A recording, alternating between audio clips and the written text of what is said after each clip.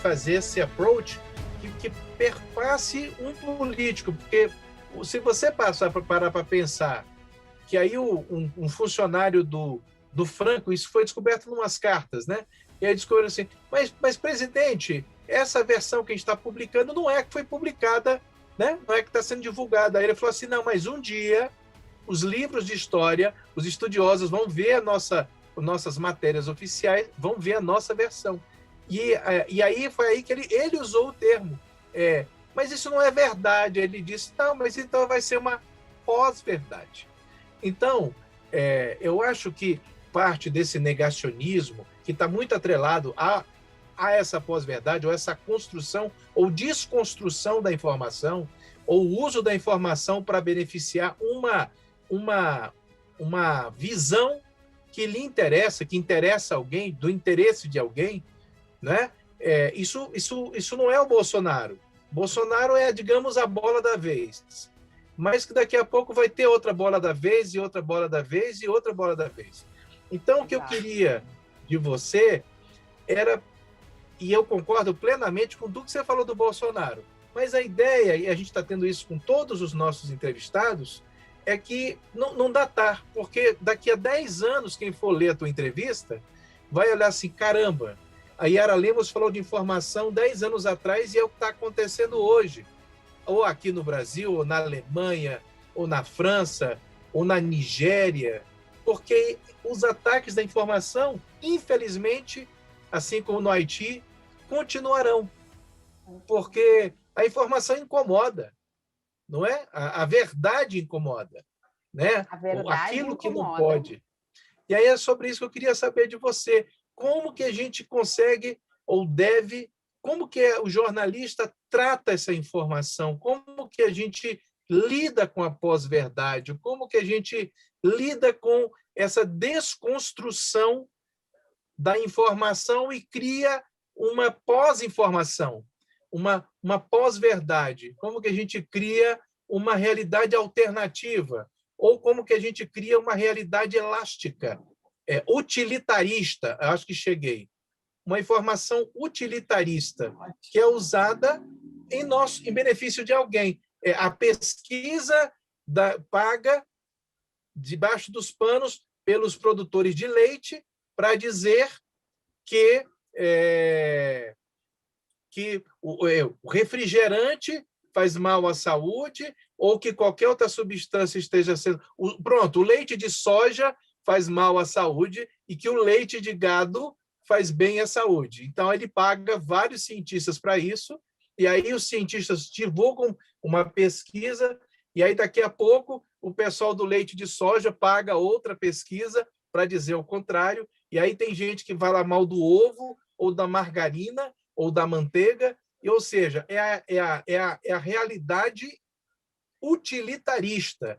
Ela é uma pós-informação, é uma informação construída, e a gente lida muito com isso. A gente lida muito com os interesses por trás de uma determinada informação, que é por isso que a gente... é um interesse, não é? Ela é um interesse. Então, depende do interesse editorial de cada veículo, depende do interesse do anunciante, depende do interesse do cidadão, e no meio disso tudo está a verdade e o bastião que nos separa de tudo, que é a ética, que é o nosso porto seguro, até onde o meu coração, o meu compromisso com a verdade está atrelado. A quem? No seu caso, quando você pediu demissão, você estava atrelado a você mesma, porque você não podia deixar de dar uma informação correta para atender o seu patrão e, ao mesmo tempo, não conseguia olhar no espelho depois, porque aí você estava sendo a tradutora que traiu a tradução, o texto original. O tradutor traidor. O jornalista, ele é, de certa forma, quando se vende, ou quando ele não resiste, quando ele se enfraquece no trato da informação, ele se torna o traidor, o tradutor traidor. Ele não trata a informação como ele recebeu. Se a Adriana me disse que não gosta de usar roupa amarela, inclusive você pode ver aí que ela está duas mulheres bonitas aqui no vídeo, né? Então, se a Adriana está aí, não gosta de amarelo, eu digo, olha, a Adriana fez a entrevista com uma roupa amarela mas deu um problema na coloração do vídeo e aí saiu outra cor. E aí você está vendo que não é amarelo, né? Mas é porque, de repente, eu estou agora representando o yellow, gosto que é amarelo e tal, então tem sempre uma coisinha por trás de como que a gente trata. Então, passo para você, falei demais, mas acho que você entendeu onde eu quero chegar. Entendi, com certeza. Marcos e Adriana, para mim a grande questão é a seguinte: ética. Tá? Isso tem que basear a vida de todo mundo, seja a tua vida pessoal e seja a tua vida profissional. Você tem que ter ética com as pessoas, você tem que ser respeitoso com elas e você não pode romper essas suas barreiras, porque senão você se coloca numa situação extremamente delicada. E isso, para mim, é o que sustenta a boa informação. É claro que a gente lida com interesses. Eu tenho um cliente X que tem um interesse num projeto Y, ele é contra aquele projeto, mas ele precisa provar aquilo dali. Então, como que nós vamos colocar isso na imprensa? Nós vamos trazer as melhores formas, nós vamos construir um relatório sensato, ético, no qual ele vai trazer os seus posicionamentos estruturados, benéficos a quem está necessitando daquilo dali. Ah, mas vai ser bom para todo mundo? Nada é bom para todo mundo. Nem todo mundo gosta de mim. Entendeu? Talvez a única coisa que todo mundo goste na vida é dinheiro. E isso precisa ser colocado. Você trata com interesses, a informação, ela é um interesse valioso, ela é um bem precioso. Quem tem informação tem força. Não é à toa que o jornalista procura a fonte Y e ele está cercado de jornalistas porque ele é bonito? Não somente isso. Claro que se você for tratar com o cotidiano, com o pessoal da fofoca, porque ele está lá, não é aquela coisa toda, fulaninha, a famosa história do Caetano estacionou no Leblon, que bombou aí esses dias porque fez 10 anos. No nosso caso, que a gente trata com a informação política, que vai mexer com a economia, que vai mexer com a estrutura internacional e diplomática de um país, a primeira coisa que você tem que ter é ética profissional. Tá? E para mim essa é a grande questão. Eu não aceito e não faço negacionismo. Se alguém chegar para mim e dizer assim, olha, a informação é essa, a verdadeira, mas você precisa divulgar a mentirosa, eu não vou divulgar. Eu não estou aqui para isso. Eu vou perder dinheiro? Eu vou perder dinheiro, mas eu sei que eu vou dormir tranquila. Eu cheguei a um ponto da minha vida profissional no qual eu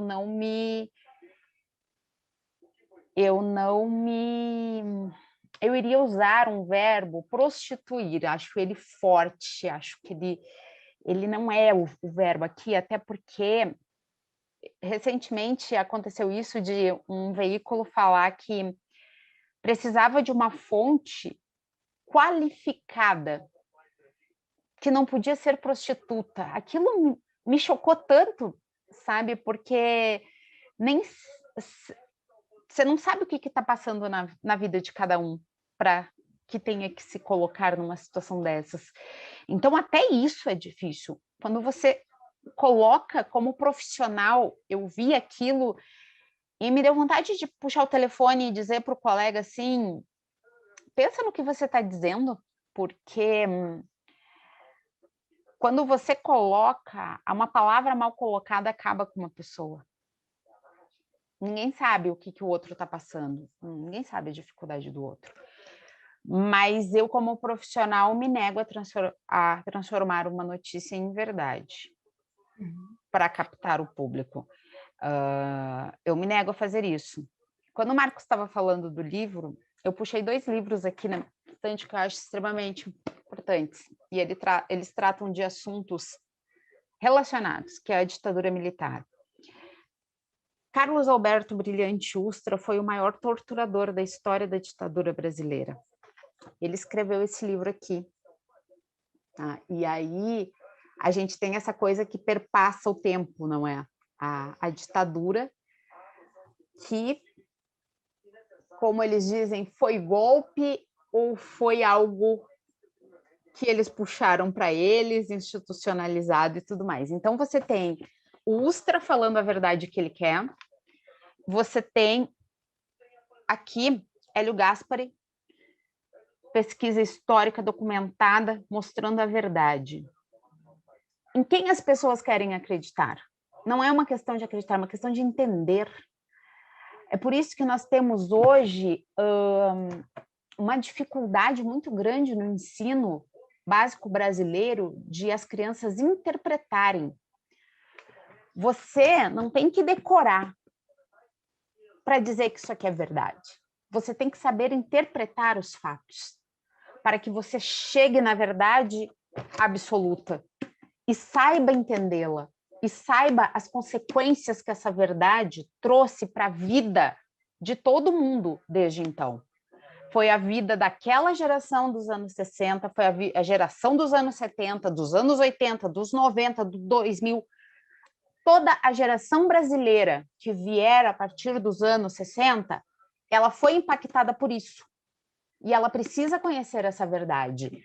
Agora, se ela irá acreditar nisso aqui, entendeu? Na decoreba dela, é isso que precisa ser mudado.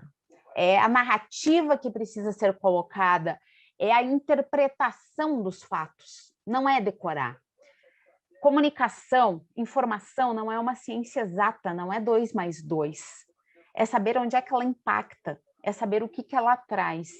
E quando a gente se coloca, Marcos, nessa situação, por mais que seja o cliente que diga, porque o leite X é melhor que o leite Y, ele precisa se colocar na situação que ele é o produtor da informação. E que se ele estiver produzindo mentiras, isso fica para a eternidade.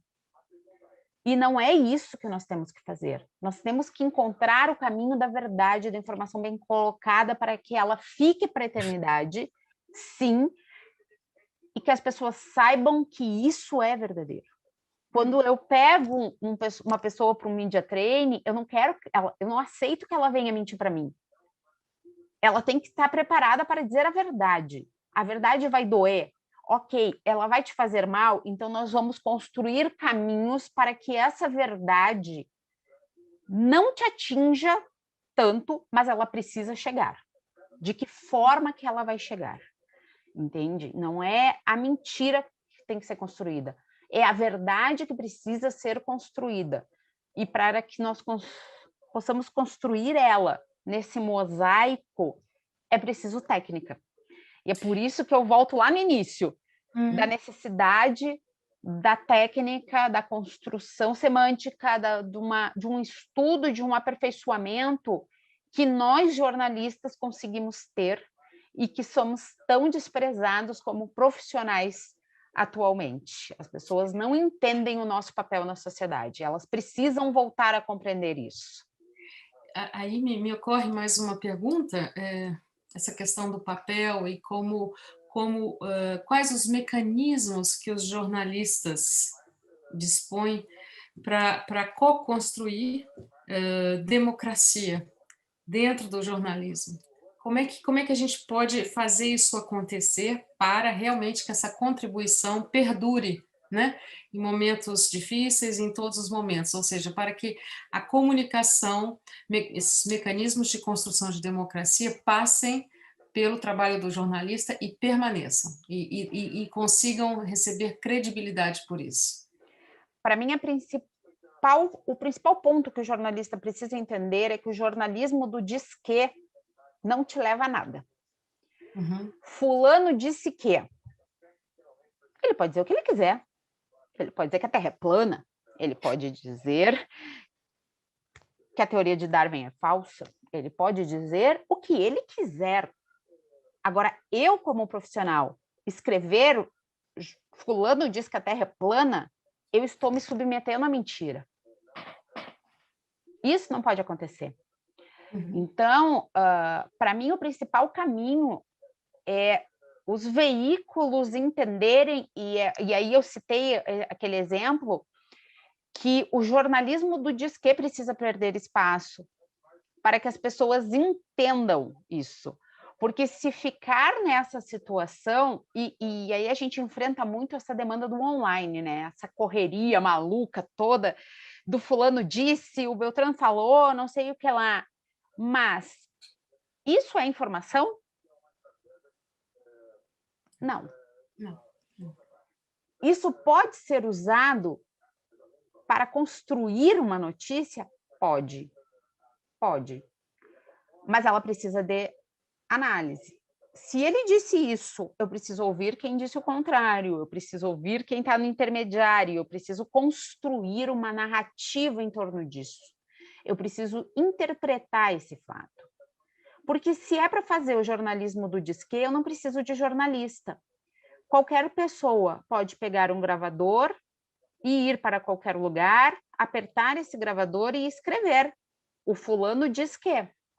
Agora, a interpretação, a narrativa, o que aquilo quer dizer no contexto social, esse é o papel da construção da informação. Uhum. Então, eu creio que para o futuro e para o que nós estamos passando agora, tudo que precisa é esse entendimento do que o jornalismo do diz que ele é perigoso.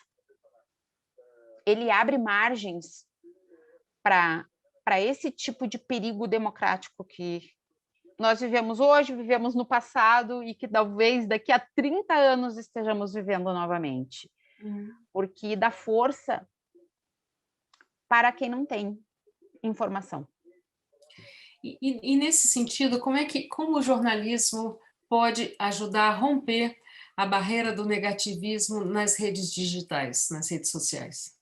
O jornalismo precisa aprender a tratar ainda com as redes sociais. Nós estamos já em 2021 e nós temos no jornalismo uma dificuldade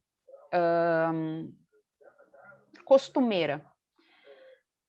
Nós temos redações ainda que têm a dificuldade de sair do papel para entrar no online. Acontece. Temos profissionais de comunicação que têm dificuldades de lidar com os meios digitais. É normal. No final dos anos 90, quando eu entrei na faculdade, não existia Orkut, não existia Facebook. Quem dirá Instagram, minha gente? Eu fui ter o meu primeiro celular quando eu estava na faculdade, era um tijolão gigante. Você imagina, quem é que ia imaginar? Eu me lembro de uma reportagem num plantão da 0 Hora que eu precisava passar as informações para o editor que estava na redação e eu saí da entrevista e fui para um orelhão, coloquei a ficha no telefone, liguei para a redação para passar a informação.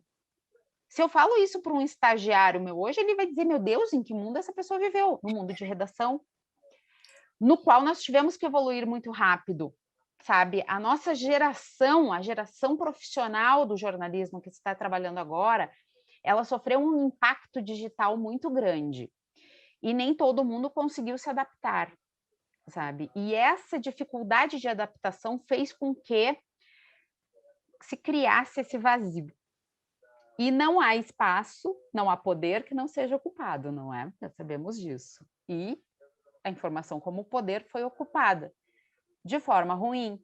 Então, nós precisamos nos atualizar, criar as novas gerações de jornalistas capazes de passar por transformações sem impactos tão grandes. Que eles saibam lidar com isso como se não fosse um peso para a sua vida, como se não fosse uma necessidade de uma obrigação para se manter no mercado, porque o jornalista ainda pensa muito nisso. E a gente sabe que isso é necessário, eu preciso viver. E eu preciso viver da onde? Do jornalismo. Mas, nesse aspecto, eu vou fazer o errado para poder viver? Não. Então, eu creio que essas novas gerações, esses novos profissionais que estão entrando no mercado, que estão entrando nas faculdades agora, eles precisam saber mexer com todos os meios. e saber qual é a informação necessária para todos os meios. Que o meu primo, que está lá mexendo no celular agora, que vive no celular, ele precisa receber a informação aqui. De que forma a informação para ele é útil aqui? Como? É num vídeo curto? É numa notícia longa que ele vai ler? Qual é? É num videozinho do YouTube, rapidinho, de 10, 30 segundos, em que eu vou falar a informação verdadeira para ele? O que vai ter mais impacto nisso? A nossa geração de jornalistas atuais teve uma dificuldade muito grande nessa adaptação.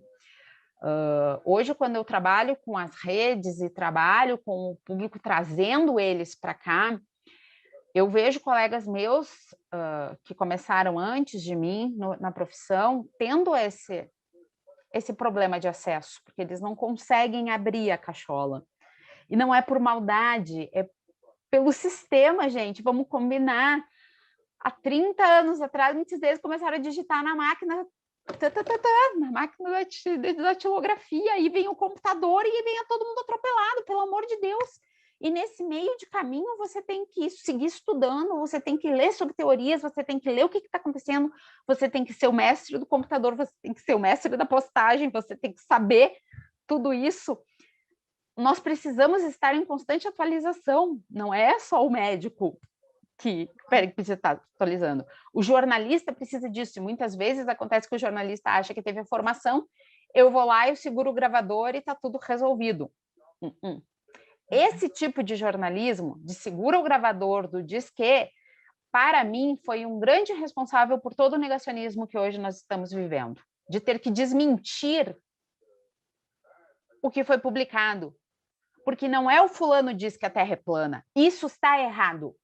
Só que se você colocar isso está para a eternidade, fulano disse que, em grandes veículos no mundo inteiro, eles não tinham que ter ido pelo disque.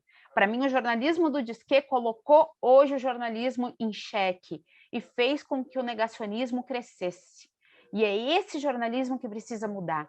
Nós, como jornalistas, temos responsabilidade no que está acontecendo em relação ao crescimento do negacionismo. E nós, como jornalistas, precisamos mudar esse cenário. E essa é a grande questão. Mais uma vez, me estendi demais, né, gente? Não. Tá tudo certo. Ou seja, há uma relação direta entre aumento de fake news e diminuição de democracia. Tem, com certeza. É uma matemática constante. Eu, particularmente, dentro dessa loucura, né, que a gente recebe tantas informações o tempo inteiro de amigos e tudo mais, eu um pouco comecei a me balizar para saber se o que eu estou lendo é verdade ou não. Enfim, algumas coisas são evidentes, mas outras nem tanto. Por exemplo, eu comecei a consultar na agência Lupa. Boa. Para ter uma forma de me balizar. Eu não conheço outra possibilidade, mas pelo menos ainda bem que tem essa, para eu ter algum acesso a um balizamento dessa informação. Mas realmente, então, o olhar do jornalista para a questão das fake news e das pós-verdades, eles é mais uma realidade a ser incorporada nessa profissão, né? Com certeza. Nós tivemos um exemplo muito recente, que para mim ele vale para a vida, assim, e que aconteceu em outros momentos, com toda certeza. Vamos ver. Nessas funções de pandemia, houve uma coletiva do Ministério da Saúde, no qual eles falaram uma série de inverdades. E não abriram para a coletiva, porque eles já mudaram o termo. Coletiva é quando o repórter pode fazer perguntas, não é? E muitas vezes eles chamam coletiva, que é um pronunciamento, porque daí terminou a fala deles, vão embora e ninguém pode perguntar mais nada. Era nesse modelo. E aí, a referida pessoa que estava passando a informação, depois ficou muito braba e xingou os jornalistas, porque os jornalistas interpretaram o que ele falou. Ele queria que fosse o jornalismo do disque, mas era mentira o que ele estava falando. Era mentira. E aí, o fato de o jornalista ter interpretado e mostrado a verdade incomodou ele, incomodou a autoridade. Então, para mim, essa é a grande questão ética, profissional, instituída em nós, que nós precisamos trazê-la novamente. Não é simplesmente você entrar numa redação e te dizerem, você tem que fazer isso, porque eu estou te pagando para fazer isso. Não, para aí, eu tenho que fazer isso, mas eu trabalho com informação. Eu não posso mentir para o meu público. Eu não posso mentir porque você está me pagando. Só que eu sei que muitas pessoas acabam fazendo isso porque precisam viver. Agora, qual é o limite de você viver e matar o outro? Qual é o limite ético disso? Entendeu? Qual é a credibilidade e a confiança que eu terei em mim própria de eu dizer, num exemplo de agora, que a cloroquina é eficiente, se eu sei que se eu disser isso ali, vai ter pessoa que vai tomar e pode morrer por isso? Isso é responsabilidade minha. Eu vou me sentir uma profissional do jornalismo, não foi para isso que eu estudei. Não é para isso que eu estudo. Não é para isso que eu passo horas por dia analisando as construções narrativas e interpretações para saber onde é que aquela pessoa estava querendo chegar. Sabe? Então, o profissional de jornalismo precisa se reconstruir. O profissional de jornalismo precisa saber o papel dele na sociedade como detentor de informação privilegiada capaz de sustentar a democracia, sustentar a sociedade. Isso é um papel que o profissional de jornalismo precisa reaprender, porque ele é o grande responsável hoje pelo que todos nós estamos passando e que com certeza ainda seguiremos passando muito futuramente. Yara, por mim, assim, eu agradeço muito as suas perguntas, as suas reflexões. É um prazer, assim, o Marcos e eu, a gente conversa, muito depois das entrevistas, e a gente sempre diz como a gente é privilegiado de poder ter de primeira mão tantos profissionais, tantas pessoas com tanta riqueza a partilhar, e que a partir desse projeto vai ser também compartilhada com o maior número possível de pessoas.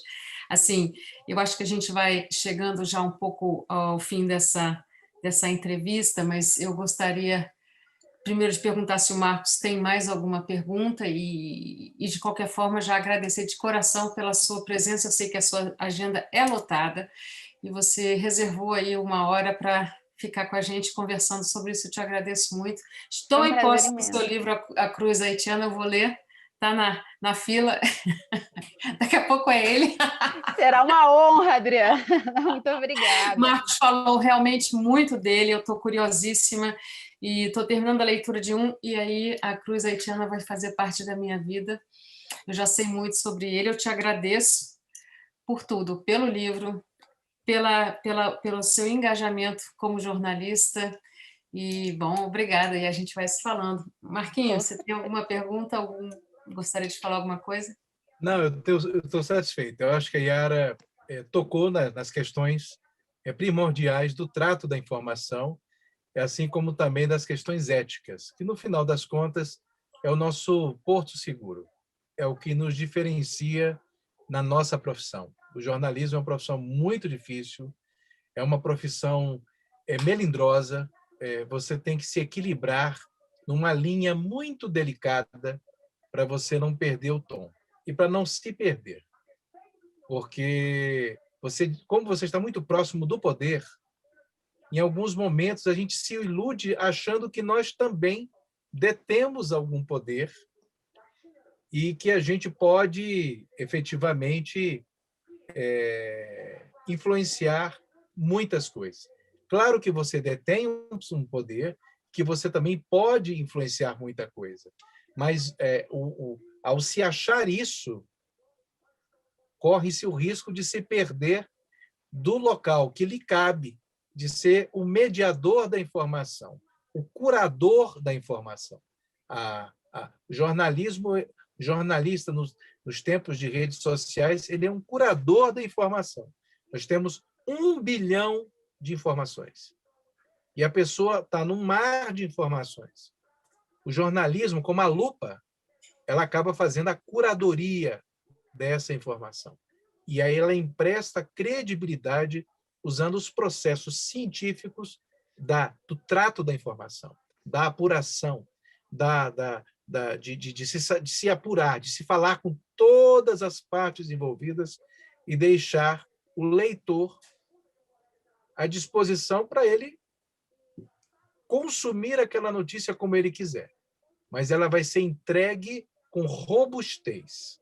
E, às vezes, infelizmente, Adriana, o tempo que as redes sociais hoje encurtaram é muito prejudicial, porque ele turva a análise. No ímpeto de você anunciar logo, né, Yara? Você acaba cometendo o que a gente chama no jornalismo da famosa barrigada.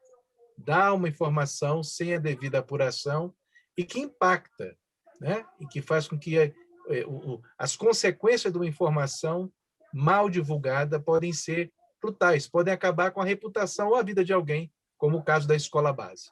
E, ao mesmo tempo, podem salvar vidas, como é o que a gente faz. Então, a Yara trabalha com o trato da notícia política, que é a mais importante de todas. Porque política e economia são as informações que tratam do coletivo. E aí impactam a todos nós. Yara, estou feliz, como sempre. Sabia que ia ser um show. Você é um show. A você a nossa admiração. Muito obrigado. Continue sendo a Yara Leme. Perdão, mas é isso. Mas é isso. Eu tinha que fazer esse trocadilho. Você é a nossa Yara Leme, que está aí apontando a direção do bom jornalismo. Continue assim. Agradeço em nome do nosso mosaico e muito orgulho em ter você conosco. Gente, obrigada mesmo pela oportunidade. Grande trabalho de vocês. Sucesso. Contem comigo no que precisar, tá bom? Marquinhos, beijo no coração. Adriana, beijo no coração. Se cuidem, meus queridos. Beijo. Tchau, tchau. Tchau, tchau.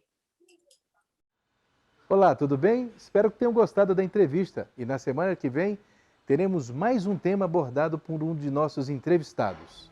Aguardo vocês.